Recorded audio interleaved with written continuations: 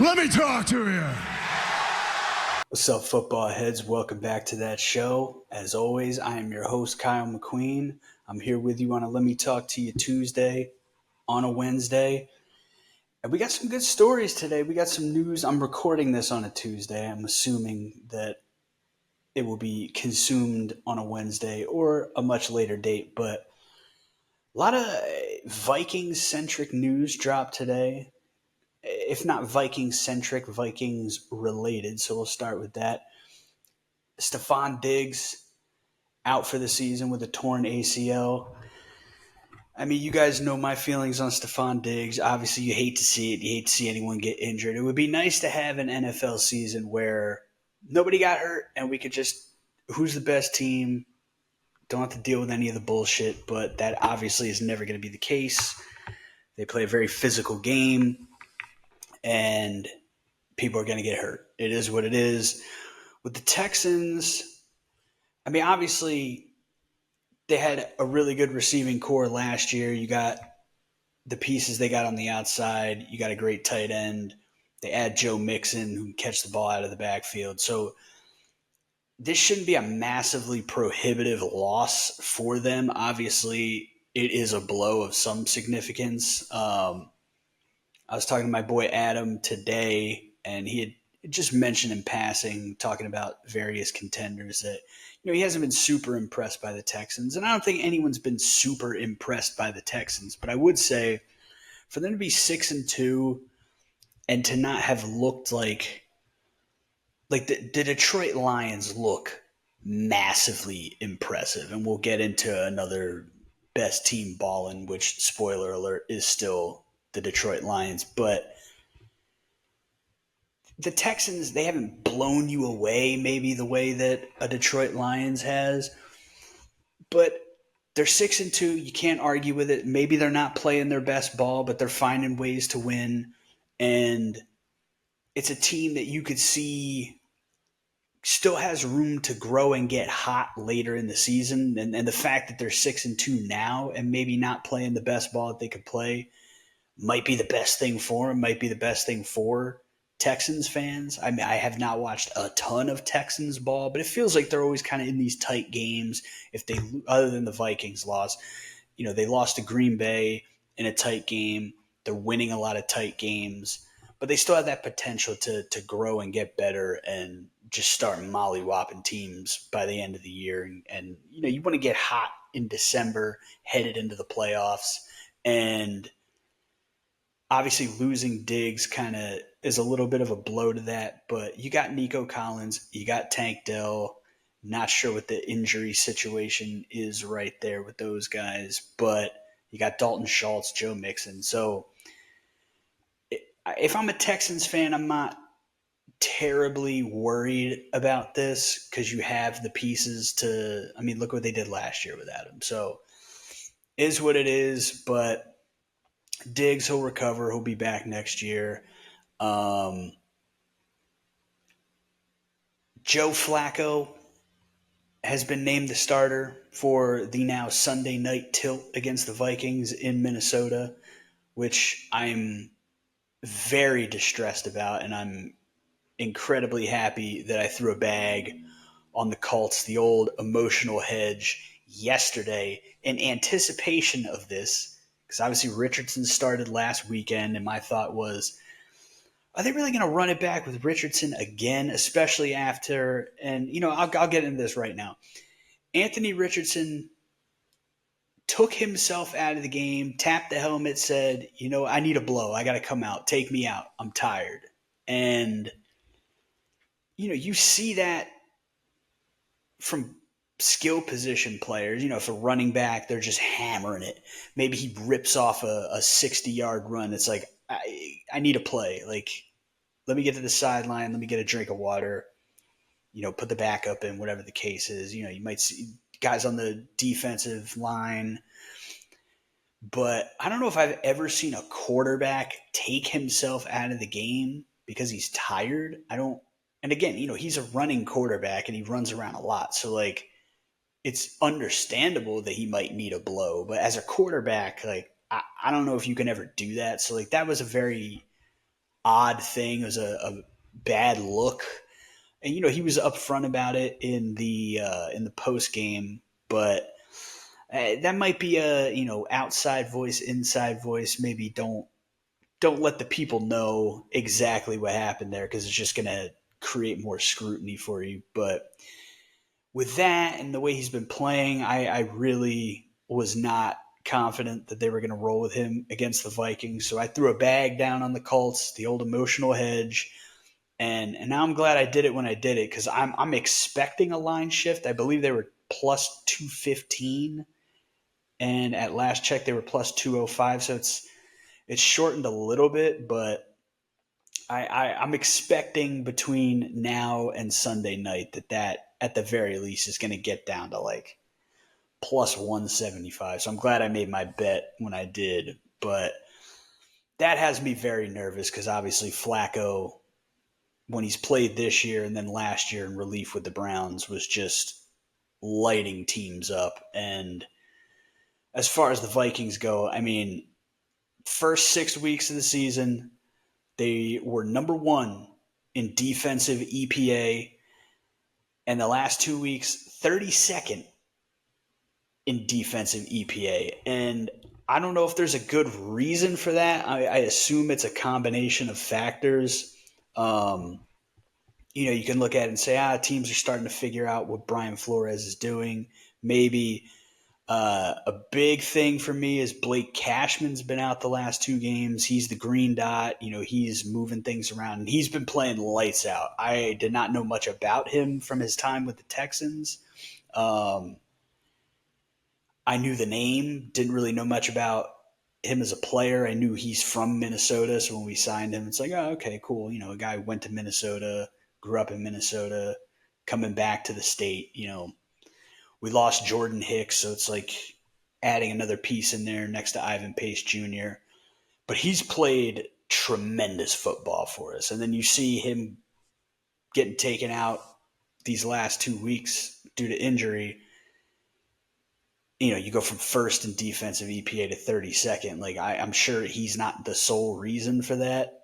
But, I mean, part of it too, you're playing Detroit, who's a juggernaut. You get the Rams, they get Cooper Kupp back, they get Puka Nacua back, they got Matt Stafford, you got Sean McVay. So, like, you're playing teams that you expect are going to have pretty explosive offenses. And I think you're holding Detroit to 31 points. At face value, sounds like, oh, you gave up 31 points. But you see what they're doing to everyone else. They're dropping 40, 50 points on everybody. So you look back and it's like, 31 points, that's actually a pretty solid defensive effort against a ridiculously good Detroit team that we'll get into later. But we need Cashman back. We get Cashman back. I feel a little bit better about it. But I don't know, Flacco, man. I don't think I don't think a fan of any team playing the Colts wants to see Flacco. You want to see Anthony Richardson. So I was not happy to see that. I was anticipating that, hence why I made my bet yesterday instead of waiting until Sunday or Saturday night or whenever to do it. So I'll track that line and see if that changes at all. But I mean, while the going's good, again, I was on Purple Daily last week. One of my predictions that I made, the Vikings are going to win their next 3 home games. This is their next home game. I've liked this as a Vikings win since the schedule got released. But I don't know, Flacco, he's at that point, man. Flacco is legitimately like striking fear into the heart of, at the very least, fans of the teams that he's facing. So I don't know. We'll see. We'll see how that goes. And sticking with the Vikings, just acquired Cam Robinson, as reported by Ian Rappaport of NFL Network.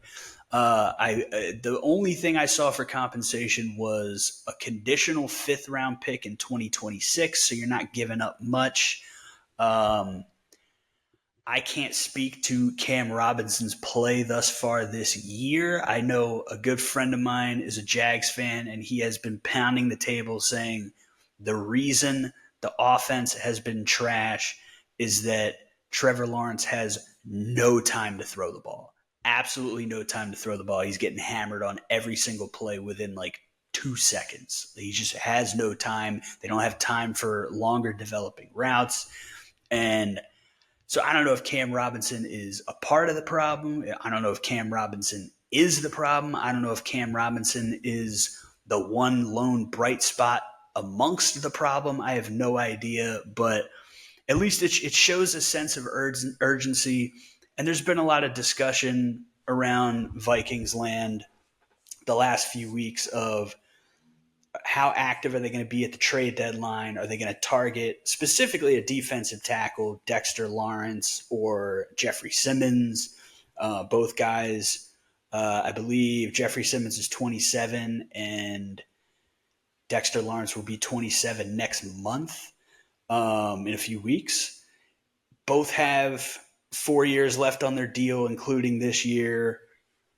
Getting paid roughly the same amount. Jeffrey Simmons, a little more digestible contract, but so we'll see if this triggers or this is a sign of more moves to come for the Vikings, or if having to part with this cap, even if it's conditional fifth, not this upcoming draft, but the next draft, maybe that'll shy him away because they've been trading away a lot of picks. But I assume if you're going after Jeffrey Simmons, you're going after Dexter Lawrence. If you're going after a cornerback out there somewhere, it's probably going to take a little bit more than a conditional mid to late round pick in the 2026 draft. So it might not be prohibitive to them at all. So I'm curious to see where that goes.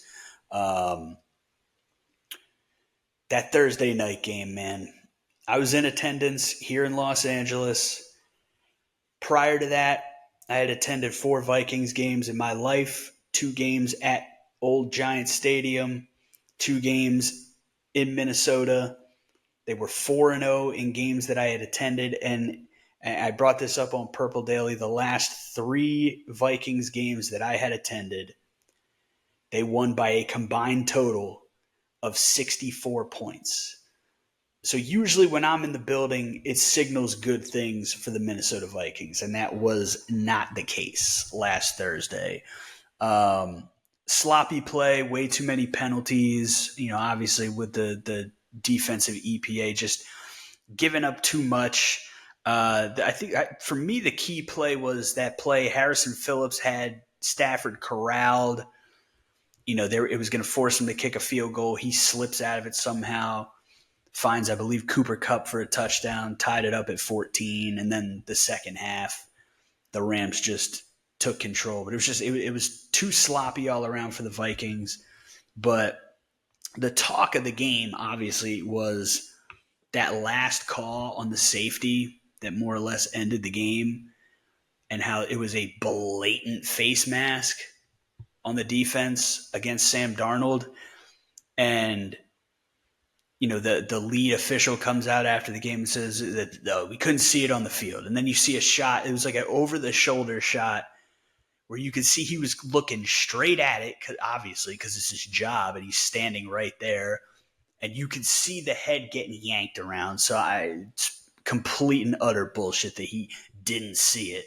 And then I see another shot. There's another official on the other side looking straight at it that has an even better view of the head getting yanked around. It's just like the NFL needs to do better. Because in that game alone, like I said, Vikings very sloppy. Every time there's a big third down, they'd get a stop, and here's a flag on the field, and it's something. It's hands to the face. It's this, that, or whatever, illegal formations, illegal shifts on offense, defensive holding, whatever the case may be. And they were correct calls. But then on the flip side, I'm telling you, the Rams got away with offensive holding on the offensive line no less than 5 or 6 times during that game, where I'm sitting in the 500 section. These new stadiums, it ain't 100, 200, 300. The top is the 500, so I'm way up there, and I can see the holding.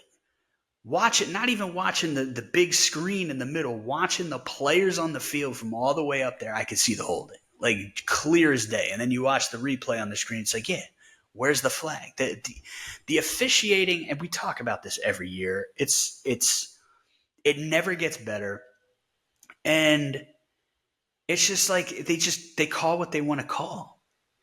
It's crazy. Like, can we be consistent? If you're gonna be Bill Vinovich or Sean Hockley, who are two of the absolute worst, and you're gonna throw a flag on every single play just so you can get on TV, so when you go home and you watch the game back on your DVR, you get to see yourself on TV. Sean Hockley, if you're watching, I know what it's about. I could see the gleam in his eye every time he walks up there and he clicks on his little microphone on his little pack on his side and looks into the camera. He cannot wait for this game to be over so he can not even go home, go back to the hotel, throw the DVR on, throw on NFL Sunday Ticket condensed replays, and just fast forward straight to him looking straight up, cheesing at the camera. Even for guys like that, if you're going to throw flags on every play, at least be consistent with both teams. That's all I'm asking for. Now, again, the Vikings played sloppy. I'm not trying to sit here and act like they got jobbed completely by the refs. They might have. You get that 15 yards. You get yourself out of your own end zone. There was plenty of time left on the clock. Obviously, you got Justin Jefferson, the best in the business. We've seen him do miraculous things in crunch time before, specifically the Buffalo game from 2022. Sam Darnold, for all the sloppiness around him, still looked pretty comfortable. Christian Darrisaw obviously goes down, the devastating knee injury. I howled when I saw him laying on the ground. It was among the top 58 worst moments in my life, watching him go down in that moment in person. It was terrible, but a lot of pressure on Darnold after that, but he looked comfortable. Like, he's really come a long way. Even when he's not having his best games, he's sitting in there and he looks comfortable. He doesn't look skittish. He doesn't look like he's feeling the pressure too much. He's not seeing ghosts, but They might have got something going. You just don't know. You got to make that call. It's clear as day. You have to make that call. You got two refs right there, 4 eyes on it, seeing the head getting wrenched back. The defender runs away with his hands on his helmet because he knows he just fucked up. And there's no flag. There's no fucking flag. What are we doing? Just be consistent. You want to throw all these ticky-tack flags? Do it. Just be consistent.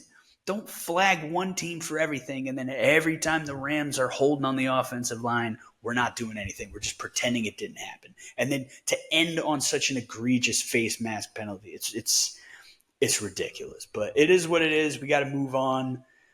Big Colts game, Sunday Night Football. Need to get back in the win column.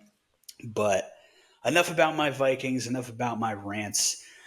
Let's kick it off with, I'm going to debut another new segment. This is just off the top of the head. We're going to call this the Dumb Fuck of the Week Award, and it's going to, couldn't be anybody else but Tyrique Stevenson, cornerback, Chicago Bears. We've all seen the clip. It's on social media. It's everywhere. I'm sure they're showing it on TV, on all the shows, all the talk shows.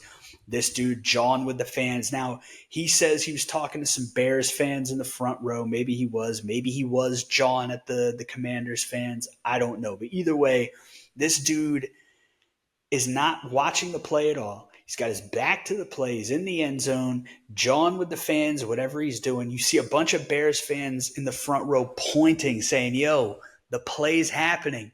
They're coming. Turn around. Go do your job. Finally, he turns around, runs, sprints full speed, and then, of course, he's the one that gets his hand in there, tips the ball out to the side. Now, if he didn't come in, the ball was on the field of play. It was not in the end zone. So if a Commanders guy caught it, it's not a touchdown. Now, maybe he somehow squeezes through that mass of bodies, or just the momentum from everyone drifting backwards carries him into the end zone. It's possible. But you got a bunch of Bears players there.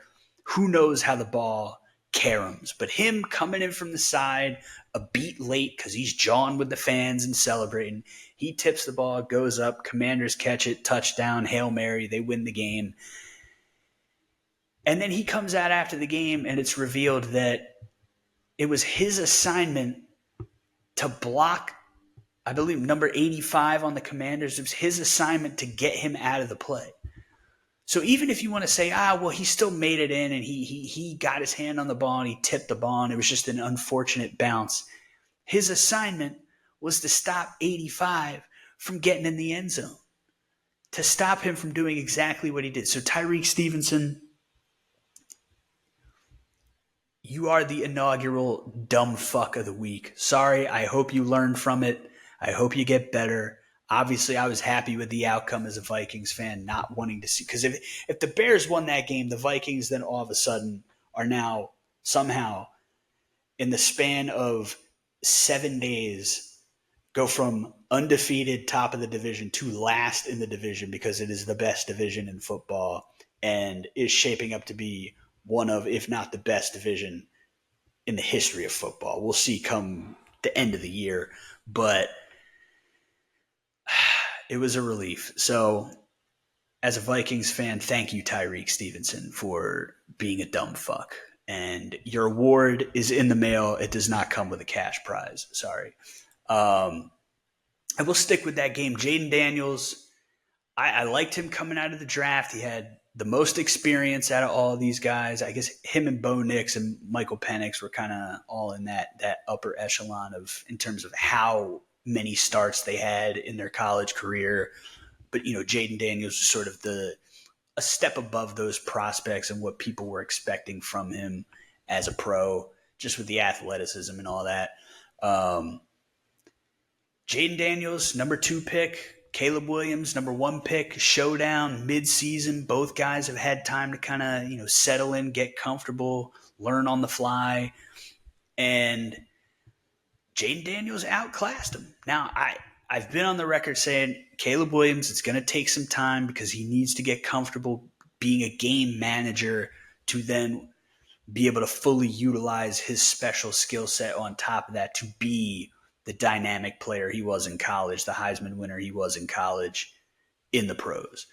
And I think I spoke about this weeks ago to, don't throw the ball 50 times a game. Don't get too crazy. Don't ask him to do all this crazy stuff. Just let him get comfortable being a professional. And I feel like they've been doing that. And he's had some good games. This week, certainly not his best game. I'm not saying Jaden Daniels is going to go down as being a better overall quarterback when it's all said and done than Caleb Williams. But in the first meeting, first pick versus second pick, 8 weeks into the rookie years, Jaden Daniels outclassed him, man. Washington, they got something going on, man. They're out in front in the NFC East. Eagles are coming up on their heels. We'll get into the Eagles here next, but you got to like what they're doing. Dan Quinn, it's like everyone forgot because of the blown lead in the Super Bowl and then him spending a bunch of time as a DC for Dallas. People forgot that, he was a damn good coach with Atlanta. He coached Atlanta to a Super Bowl. He coached Atlanta to a massive lead in a Super Bowl. Everyone wants to remember the collapse, but I don't think we could sleep on Dan Quinn. He's coming there. They got the new ownership, new coach, new quarterback, new culture, and things are taking off for him, man. I think you got to like Washington. I don't expect them to contend this year, but you got to like what they're doing. I think they're for real to some extent. I'll say that I don't expect Washington to just completely fall apart and miss the playoffs. The Eagles might catch them and win the division. I don't know. But I expect Washington is going to be in the playoffs. And I don't know. Maybe they steal a win in the playoffs. Maybe they win the division, they get a home game, and they get a win in the playoffs. I don't think they're going to get to the championship game. I don't think they're getting to the Super Bowl. But if you're a Commanders fan, tell us in the comments. Let us know. How fucking juiced are you right now? Dan Snyder, just an awful human being, terrible owner, just moribund organization for the entirety of the time that I have been a fan of the National Football League. Just a Mickey Mouse organization from top to bottom. And now you feel like you got a good ownership group, an experienced ownership group, good coach getting his second shot. We've seen him coach a team to the Super Bowl. You get a dynamic young quarterback with a ton of experience in college. Athletic as all hell. He can run with the best of them. He's got a fantastic arm. The whole story about him grinding the VR headset with the AI program to improve his accuracy. It seems like that has stuck. Was not a 1-year fluke for him at LSU. I mean, if I was a Commanders fan, I would be feeling myself right now. More than that, I'd be feeling my team right now. And I'll tell you what, a fan base that's definitely feeling their team right now. They're in. We always see the memes of the Cowboys and how it's like these are all the steps of a typical Cowboys season, and here's where we're at right now. I don't necessarily find that to be true. Every Cowboys fan I interact with is very pessimistic at all times, just from the last 30 years of dealing with this franchise. But the Philadelphia Eagles, they're fans every year. It's the same cycle. Coming into the year, they're going to be a juggernaut. They're going to be the best team in football. We love it. Then some things go wrong. Then they're terrible. We got to fire the coach. The quarterback sucks. We suck. This is awful. And then they win a couple games and it's like, oh no, everything's fine. We're good. Everything's fine. There's nothing to worry about.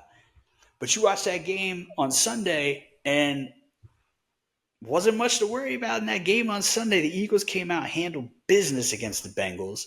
I did pick the Eagles. I liked the Eagles in that game. I was torn between, is their defense going to let up points and the Eagles offense finally going to figure it out? Or is the Eagles offense still going to, I don't want to say sputter a little bit, but the defense hold firm against the Bengals. I was leaning toward, the Eagles defense, I feel like has been the most consistent thing about them this year. So I was leaning toward maybe a lower scoring game, but the Eagles are going to pull it out. And for Eagles fans, you got the best of both worlds. The offense was kicking on all cylinders. Defense, absolutely stifling. And the Bengals, for as bad as their record is, they've been putting up points. So to hold a team that's been putting up points like the Bengals have to as few points as they did, and to go out to pass the ball all over the place, run the ball all over the place, easily their most complete game of the season thus far. So to whatever extent, rightfully so, Eagles fans should be feeling their team right now. They've got themselves back in the mix, looking good, 5-2, just right on the heels of Washington. And, let's see if it becomes a trend. Let's see if they really are figuring themselves out. All the shit that was being talked about Sirianni, but they won their last 3 games. They're gradually looking better. They're starting to look like the team that we feel like they're capable of being, and it's just about sustaining that. Like they have the pieces to put together a run. Like we've seen Jalen Hurts quarterback a team to the Super Bowl. Whether I think he's overpaid or not is beside the point, because I think most of these guys are overpaid. It's just the way the market is, and there's really not much you can do about it. But they keep playing like this, they could play themselves into being legitimate contenders. Now, granted, the NFC is pretty stacked. Detroit, juggernaut. Green Bay, absolutely not to be slept on. If the Niners can figure their shit out, get healthy, get Christian McCaffrey back, there's no good reason they can't get back to being what they've been the past few years. We'll see with the Vikings if they can right their ship. The Bucks were looking really good. Obviously, they are decimated with injuries at the receiver position. When they get Mike Evans back, we'll see. Because Baker was playing well. Even without the receivers, Baker was playing well. But there's Washington, we just talked about. Atlanta doing their thing. Right on pace for that Kirk Cousins 9, 10, 11 wins. Right now they're on pace for 10, 11 wins. But NFC is stacked this year. So I don't want to get too ahead of myself calling the Eagles a legitimate top tier contender or anything like that, but they're certainly they're turning it around. They got a nice win streak going, had their most complete game. All their playmakers were making plays. Defense did the damn thing against an offense that's been putting up a lot of points. So if you're an Eagles fan, as much as it pains me to say it, because I hate the Philadelphia Eagles, but you should be feeling your team a little bit right now for sure. And I mentioned the Bucks. The Bucks might be fucked, man. The Bucks might just be fucked. You hate to say it, because I feel like we've all kind of come around on Baker, or we've all been emboldened in our takes on Baker. And again, he played pretty damn well for what I saw without Mike Evans, without Chris Godwin. So they're still in position to, they're not just going to bottom out because of this, I don't think. But it's tough, man. That's the strength of the team. The defense maybe hasn't been as rock solid as they had been in years past. They haven't really had a great run game in a long while. But you got Mike Evans, you got Chris Godwin, and you got Baker playing his balls off. But then you lose those two guys. It's going to be tough. It's going to be tough. They might be fucked. The Falcons might be able to get out in front of this thing. But the NFC South, I said it before, and Kirk Cousins as well, gravitational pull toward 500. So I don't have the schedule in front of me, the Falcons schedule, but the Bucks, they just got to find a way. They just got to find a way to stay afloat until they can get Mike Evans back, and then hopefully that's enough, and you don't need both of them to keep yourself in the mix. But I think as we sit right now, the Falcons got to be the favorite. The Saints are fucked. The Panthers just might as well not even exist. The Bucks, they got to find a way to keep themselves afloat, or they're going to be fucked. But to the Bucks fans out there, what did you see in that game? From what I saw, like I said, I thought Baker was still Baker. He was still doing his thing. I don't know much about the depth of the receiving talent on that team. Do you think you guys have enough to keep things afloat until Mike Evans comes back, or is this like a real death knell? The record's still good, you're still firmly in the mix, but so you don't want to say they're dead and that they got a damn solid record, but is it going to be a slow death, or is there still a chance for these guys there? I don't know. But speaking of former Bucks quarterbacks, which I guess we weren't speaking of, we were speaking of current Bucks quarterbacks, but former Bucks quarterback Jameis Winston showed definitively that Deshaun Watson is done in the league. He's done. I don't care how much money he's owed as the Browns. You cannot put him back in next year. If you got to eat a massive cap hit, do it. If you got to fucking have him as your number 2 quarterback or your emergency number 3 quarterback, making more money than God, do it. But Deshaun Watson is done. He is absolutely done. They did not put up 20 points in a single game. We've seen all the graphics of every other team in the league, every team in college football. Multiple baseball teams have put up 20 since the last time the Cleveland Browns put up 20. Jameis Winston comes in, does it in his first game, throws for 300 yards, beats Baltimore, one of the best teams in the league. Now, we know the Jameis Winston experience is going to be up and down, and there's going to be a lot of touchdowns. There's going to be a lot of interceptions. The end of the game, he throws an interception right to Kyle Hamilton. Kyle Hamilton drops it, and then next play goes deep over the top, touchdown. Take the lead, don't give it up, they win the game. So I expect Jameis is still going to be Jameis, and there's going to be a lot of memes, and we're all going to enjoy it and have a good time with it. But it's probably too late for the Browns to claw themselves back into the hunt at 2-6. It's not impossible, but probably not likely, especially considering the Jameis experience, where you're going to have at least a couple of those games where he throws 2 or 3 interceptions and kind of craters the game. But it just shows that, number one, the team still has a ton of talent and they're still capable of playing good football. And Deshaun Watson was just that catastrophically bad that it didn't matter. And two, that the team, for whatever they want to say in the media, and they all said the right things, probably were not really behind this guy. Like, listen, we're all dumb football fans sitting on our couch like I am right now, looking at a TV like I am right now, watching the Browns games. Even if you're not watching the Browns games, you're watching the highlights in whatever game you're watching, or you're watching ESPN or Fox or whatever after the fact and seeing the highlights, or you're watching on YouTube. We all can see how bad Deshaun Watson has been, not even just this year, since he got to Cleveland. Just how catastrophically fucking awful the dude has been. So you don't think the Browns players, you don't think the guys on the team, on the roster are seeing that? And again, they all have been saying the right things. I feel like, with the exception of Deshaun Watson, I feel like they've got a really nice culture there. Obviously, I'm a Kevin Stefanski guy, longtime Minnesota Vikings assistant. Got a lot of love for the dude. 2-time coach of the year. Like, you got pieces, you got coaching, you got a culture in place. They're going to say the right things. But all these guys, they see what we see.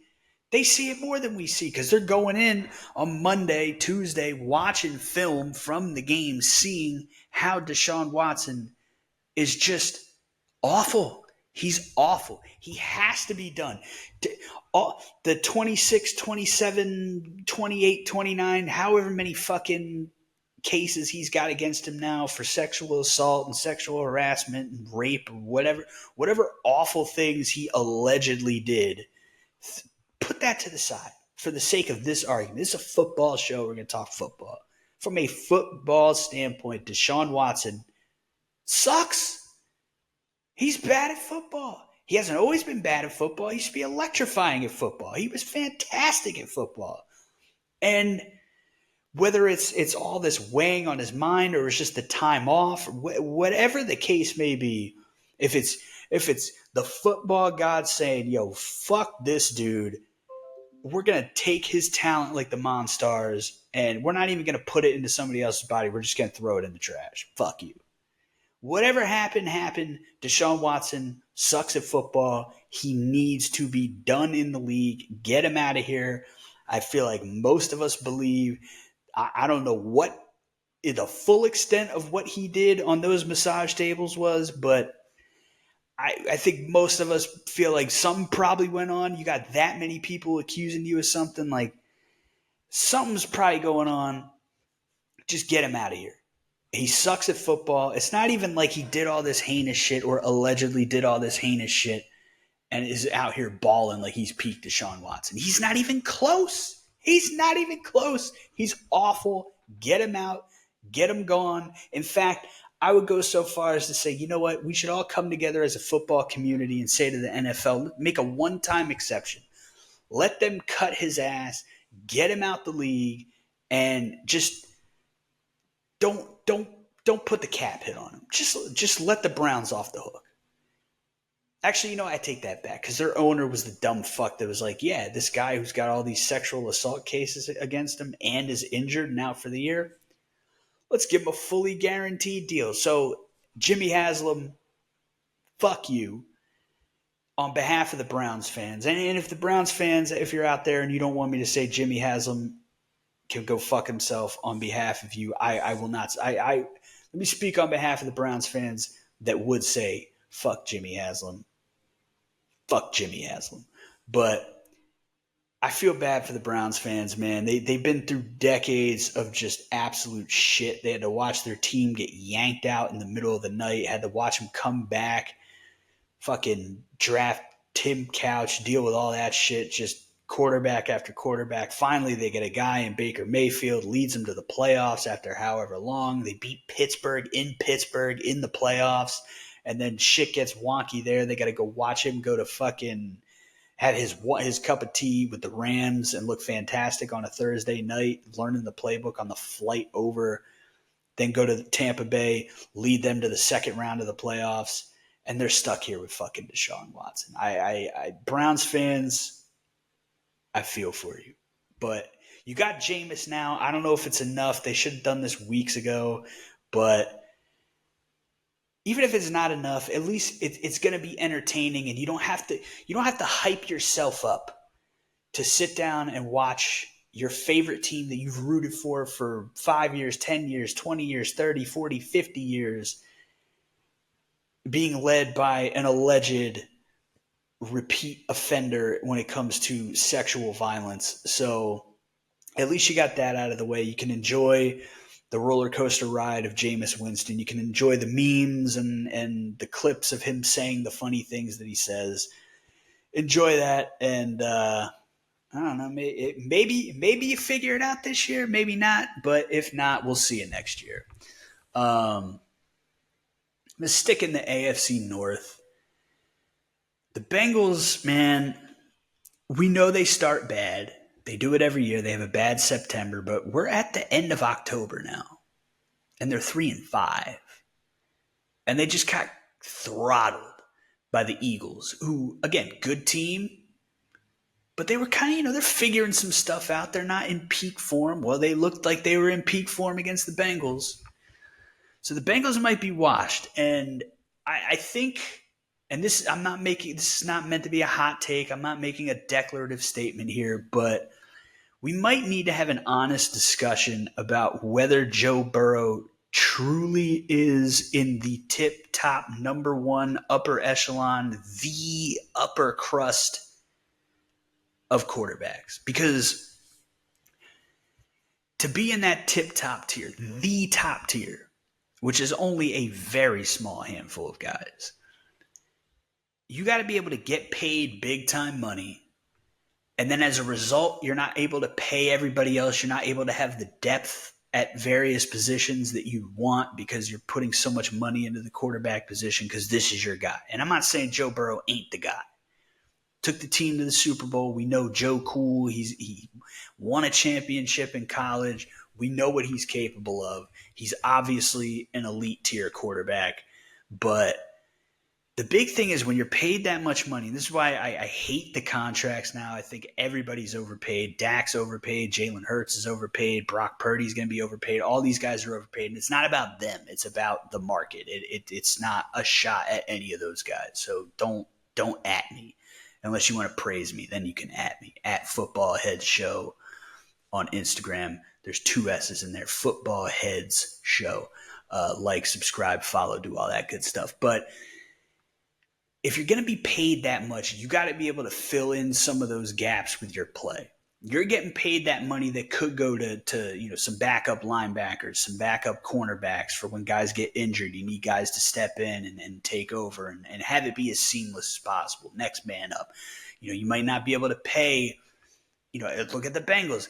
Jamar Chase, T. Higgins, Tyler Boyd. Tyler Boyd's gone. T. Higgins might be gone after this year. You can't pay all these guys because you're paying the quarterback this exorbitant fee.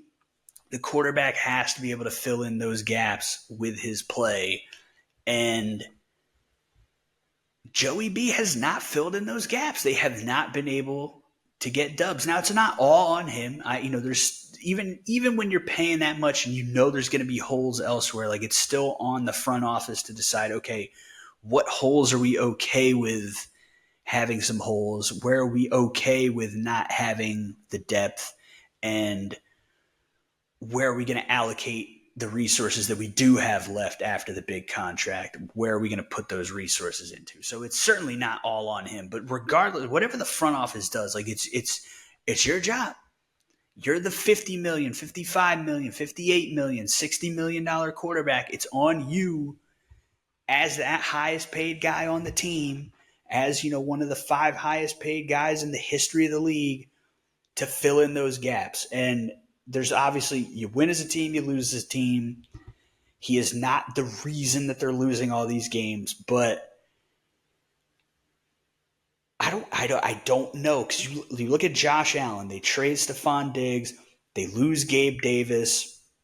James Cook is James Cook. Ray Davis has looked fantastic. You got a couple good tight ends. They still got pieces. They still got their offensive line, but they lost a lot of pieces on the defense. You lose Poyer and Hyde on the back end. Milano goes down for the year. And where are the Bills at? Where are the Bills at? Winning a bunch of games, figuring it out, doing what they got to do. And again, it's not all on Josh Allen. It's, who's calling the plays? What's the scheme?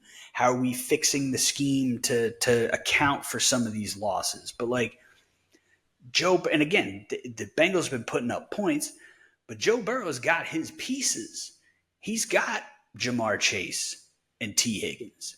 You got Yoshivas making nice plays, Trenton Irwin. So why is Josh Allen able to buoy the roster and prevent them from bottoming out, prevent them from being 3-5 right now? They're running away with the division. Why is that possible? Lamar, I feel like, Lamar is also a good example. They've put a lot of resources into the defense. Lamar has not really ever had, have the Ravens ever really had a true number one receiver? You had the Steve Smith years, but it wasn't necessarily like, I'm not going to say it wasn't peak Steve Smith, but it wasn't like peak Steve Smith. Derek Mason, him coming off the Titans back in the day, but he doesn't really have a true number one guy. I like Zay Flowers a lot, but Zay Flowers isn't like Justin Jefferson, Jamar Chase, CeeDee Lamb, one of those guys, And until this year, even running back wise, they didn't even really have a top tier guy. You got nice pieces, you got nice depth, nice pieces everywhere, but no studs. And Lamar's taken them to the championship game. Patrick Mahomes. Enough said.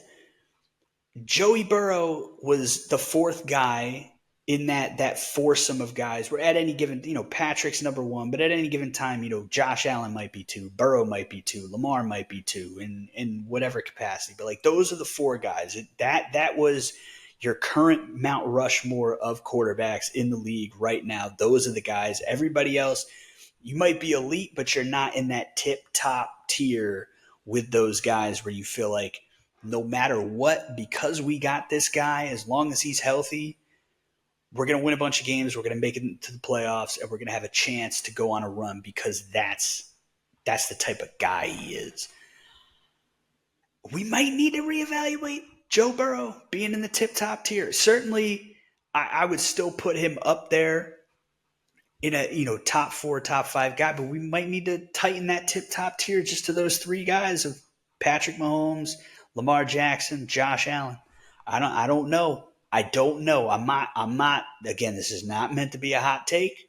This is simply just me stating what I've observed, which is Joe Burrow's playing, and they lost some pieces after he got that contract. But the Ravens, Lamar got his money, Ravens doing their thing. Josh Allen got his money, Bills are doing their thing. Patrick Mahomes got his money, Chiefs are doing their thing. Joey B got his money, Bengals 3-5. Now, it's a very tough division, but Lamar, same division. They're winning football games. So I don't know. It's worth the conversation in my eyes. I'm not pounding the table saying that he's not in that tier anymore or that he never was, but it's worth having a conversation on, I think. Let's stay in the AFC. The AFC East, just give the Bills their playoffs. We know the Bills are going to get a home playoff game. Maybe they get 2, maybe they get 3. I don't know. But they're definitely getting a home playoff game because they're going to win that division, and it's not even going to be close. I said this before the season. The Dolphins not doing shit this year. They have proven me right. Obviously, the Tua injury played a part in that, but then he comes back, and they lose. Dolphins, not worried about him. Patriots, not worried about him. Jets, I was the guy sitting here after week 2, week 3 saying the Jets are fine. The Jets are going to be fine. Everything's going to be fine. Don't worry about it. Well, Jets are dead. No good reason for this. You got a Hall of Fame quarterback who still has some magic in the arm. You bring in Devontae Adams, still at the very least damn good receiver, especially you put him next to Garrett Wilson, who you know I have an affinity for him playing a massive role in my final fantasy football championship. Breece Hall, who I've loved, he's won me a bunch of money in the past. The defense is the defense. The Jets' defense has been fantastic for years now. And they suck. I can't figure it out. It must be a vibes thing because there's no good reason that they should be this bad. Now, they're close games. It's not like they're getting blown out. It's just they can't figure it out. They just can't figure it out. I think they're going to start to figure it out, and they're not going to finish, 4-13. But I think any hope of the Jets winning this division is long gone, and hope for them to come back and sneak into the wild card is looking like they need to flip the switch fast. They needed to flip the switch 2 weeks ago, and they're not even close. So I don't know. To the Jets fans out there, I'm sorry you got to deal with this yet again. If you're burning Aaron Rodgers jerseys, what did you expect? You're the Jets. Sorry. Just is the way it is. Maybe they'll get it together. I'm not writing them off completely as a team that could go on a run and figure it out because you have the pieces to go on a run. You have a great defense. You have a Hall of Fame quarterback. You have 2 stud receivers. You have a stud running back. Your offensive line sucks. And I think that could be the lesson to take away from this is trench play is critical. It's vital. It's crucial. If you got bad trench play, you might find a way to get into the playoffs, but you ain't doing shit. You're not going to win a Super Bowl with a bad offensive line. It's just not going to happen. So I don't know, man. But they got these guys under contract, maybe with another offseason, more resources poured into the offensive line, see what happens. But as of right now, man, I am not a Jets fan, but I cannot imagine it is fun to be a fan of the Jets right now. Now, another team with a bad record that is not fun to be a fan of, that I think has quietly started to get back on track to being a real football team, the Jacksonville Jaguars. Now, they lost to Green Bay in a good game. I watched a lot of that game. Again, you get a loss. Your record's terrible. You're probably not going to make the playoffs unless you go on a massive run here, which I don't think they have the pieces to go on that type of a run. But these last few weeks, I feel like the Jaguars, when you watch them, they look like a real football team. You see some semblance of like who we thought they should be because they started, 8-3 last year, and then Lawrence got hurt and they fell apart and missed the playoffs. And I think a lot of people thought, well, they can get back to that. Maybe they won't be like that 8-3 Jags level good the whole year this year, but like they should be in the mix. And then they were just squarely out of the mix, as far out of the mix as you could possibly be. But these last 3 weeks, I feel like they've started putting it together. And again, I'm not sitting here saying it's going to amount to much when it comes to this season, but at the very least, I feel like if you're a Jags fan, my friend Jeff, diehard Jags fan, has been lamenting his existence this entire season. But at the very least, you can sit down and watch the games and not feel like you need to be in your own house on your own couch watching your own TV with a paper bag over your head. So I don't know. The arrows are pointing up for the Jags. They might not be pointing straight up, but at least they're not pointing straight down anymore. So I don't know. If you're a Jags fan, I'm curious what you think about these last 3 weeks. I've not watched a ton of their games. I've just caught what I've caught and made the observations I've made. They make me feel like they've quietly gotten back to being a real football team and not an absolute joke. But what's your outlook? How do you guys feel? I spoke earlier when I was talking about Cam Robinson that Trevor Lawrence just has no time to throw. Like, is that a fact? Also, I want to hear from you guys. Is Cam Robinson part of the problem or is he not part of the problem? What can I, as a Vikings fan, expect from that? But that's neither here nor there, this particular topic. How's your outlook for the rest of the season and then moving forward? Do you feel like you're still in like we're fucked, get Doug Peterson out of here, Trevor Lawrence might be a bust, or are we in like, all right, things are starting to level out a little bit. Obviously, we got some holes. We got to fix some things on the offensive line, but we're still optimistic long-term into the future with Trevor Lawrence and some of the other pieces we got. So let me know. What else do we got here? Okay, one last bit. I feel like we've touched on every division. Maybe I'm wrong. I don't think I'm wrong, but every once in a while. The NFC West is going to be a wild race, baby. The Rams were bottoming out. They get their weapons back. They get a big win on Thursday night against my Vikings. They're getting themselves back in the mix. The Cardinals have got themselves back to 500 at 4-4. The Niners get a big win in primetime against the Cowboys.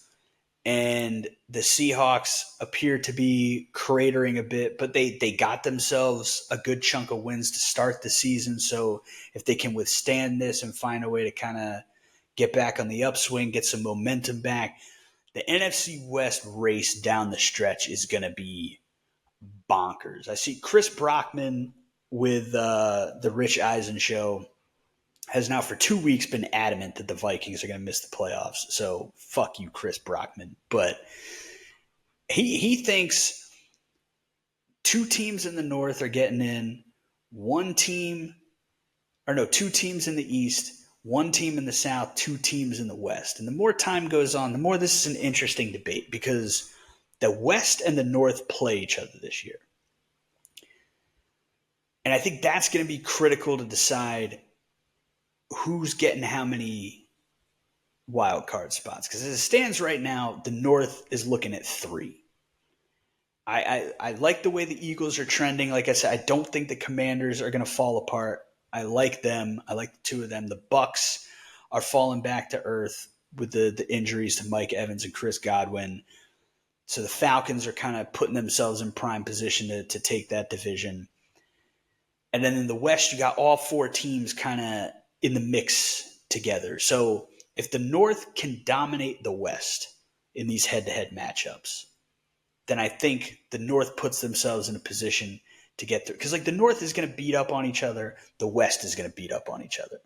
I think it's going to be that intra-divisional matchup between the 4 teams in the West and the 4 in the North that's going to decide, does the West get 2 and the North get 2? Does the North get 3 and the West get 1? I don't see a scenario where the West gets 3 and the North only gets 1 unless we get a couple full-scale collapses because, like, I guess I do have one more topic after that, and we'll get to it. But Detroit, not going anywhere. Green Bay, I feel like very quietly has been a really nice football team this year. I as much as I hate the fucking Packers and talked relentless shit about Matt LaFleur in years past, I don't know that anybody's been praising Matt LaFleur more than I have. We got to see peak Malik Willis again. I don't know the state of Jordan Love's injury, but I mean, with Malik Willis taking significant snaps in games, they're 3-0. So I don't see any reason why that's going to like tank the season for them. The Vikings are kind of the team hanging on the balance. The Bears, good. I think they're a year away from really like solidifying themselves. But the Vikings schedule, they've been through the teeth of the schedule. their schedule is much lighter here through the middle of the next like 6-7 weeks. So we'll see. Those things could balance each other out. We got to see how they play against the Colts on Sunday night. If they come out and they get a big win against the Colts on Sunday night and the defense gets, even if they're not back to number one in defensive EPA, like just bounce back a little bit and handle things on the offensive side of the ball, get a big win, then I think they're back in the mix. It's going to be those matchups between the West and the North that are going to decide. If the West can start catching some dubs against the North and chip away at those records to sort of even things out, they might get a couple teams. And if they don't, it's going to be an absolute slugfest to see who wins this division. Because I was high on the Cardinals coming in. I wasn't pounding the table they were going to be a playoff team or they're going to win the division, but I thought they were going to be better. They're starting to figure some things out. Like I said, they're back to 500. The Rams, it was a very chic pick for a lot of people coming into the year. Ton of injuries, very understandable why their record was what it was, but they get their guys back, Cooper Kupp, Puka Nacua. They're starting to, well, at least 1 week of starting to get back. Obviously, Sean McVay, a Super Bowl winning head coach, so you feel good about the leadership there. Matt Stafford, same deal. And the Niners still got some injury issues, obviously, but they get the win against the Cowboys. Can they use that to build momentum, or are they going to just be this back and forth team all year? I don't know who's going to win the division. I'd have to put my money on San Francisco just because like we know who they are and what they're capable of, and they're kind of out in front a little bit right now. And then again with the Seahawks, they're kind of cratering towards the basement right now, but they set themselves up with the 3 wins to start the season. If they can withstand this and you just need a win. Just get a win and use that to build momentum. That NFC West race is going to be pretty bonkers to watch, I think, coming down the stretch. Because maybe the Seahawks keep cratering, but like I think the Niners are at the very least going to be around 500 for the length of the season, which means they'll be in the mix. The Rams, I like their potential. I think they're going to start building some momentum here. The Cardinals have built momentum. We'll see if they can continue that moving forward. I believe they have the Bears next week, so that's going to be an interesting matchup. But yeah, whether you're a fan of one of those teams or not, keep your eyes on the NFC West because it's that looks like the next 2 months is going to be pretty electrifying football to watch between those guys. And I said I had one category left that I forgot about. I was mistaken. Best team balling. We don't need to spend a ton of time on this because it's the same best team balling that it was when I did this 2 weeks ago, and that is the Detroit Football Lions. Just absolutely stoning teams, bodying teams, beating the absolute dog shit out of everyone in their path. It's wild to behold. Like I said, the Vikings gave up 31 points to them, and you look back and think like, oh, that was actually a pretty good effort considering what they've been doing to the teams around that Vikings game. I really think Detroit's biggest enemy, because to me right now, they're far and away the best team in football. Like the Ravens are still doing Ravens things in the fourth quarter. The Bills, you have some questions about the weapons. The Packers are worth being in the conversation, but I'm not willing to put them on Detroit's level until we see them play each other. The Vikings on a 2-game losing streak. The Eagles, we've only seen the Eagles at peak Eagle form now for 1 game. The Chiefs, Patrick Mahomes is playing the worst football that he's ever played in the pros. I don't think that's going to continue. I think by the end of the year, he'll be back to being Patrick Mahomes. But, they're undefeated. But I don't think you can watch a Chiefs game and then watch a Lions game and not walk away thinking the Lions are a better team than the Chiefs right now. I don't know who you could put on the Lions level right now. I think the only team as it stands right now that can beat Detroit is Detroit because they will do cute shit. The Dallas game, there was no chance they were going to blow that lead. and they got locked in on, an offensive lineman has to score a touchdown. After what happened when we played Dallas last year with Dan Skipper, we got to get an offensive lineman in the end zone. And I think Dan Campbell, Ben Johnson, the team, they have a stubborn mentality that at times is a benefit to them. But when they get hooked on doing cute shit, again, I go back to the Vikings game. They're at their own 32-yard line on the first possession of the game, and they go for a fake punt. And I smelled it watching it live. I said, watch them go for a fake here. And the entire Vikings special teams knew they were going for a fake. There was not even a hesitation when the ball was snapped. Those boys on the Vikings knew they were faking it. Detroit, for as tough, as gritty, as hard-nosed, as old school as they are, they will do cute shit. And sometimes in football, like Andy Reid knows how to strike the balance of when to do cute shit, when not to do cute shit. I don't think Detroit has figured out that balance yet. They sometimes will get themselves into scenarios where they are so stubborn about being cute and showing you that they're not just tough and gritty, but they're also inventive and innovative, and they're not afraid to do crazy shit. And when they get into that mindset of like, it didn't work this time, well, we're coming back and we're going to do it again. Like, that could fuck you in the playoffs when you're playing elite competition. So if I'm a Lions fan, I'm looking at this like, it's cool that we do that stuff, but you know what's even cooler? That overtime game against Tampa Bay where they just ran the ball just down your throat, just pounding it down your throat constantly. Like, don't be afraid to just lean into that. You don't got to get cute. I think you never want to get cute. You want to pull out those special plays, those trick plays. It's a feeling. It's a vibe. There's just a moment where you're like, this is the moment for it. And if it works, great. If it doesn't work, then just move on. It's fine. It didn't work. But when you start pulling them out for reasons other than just in the moment, you just feel it. Like the way they kept trying to spam getting an offensive lineman a touchdown against Dallas.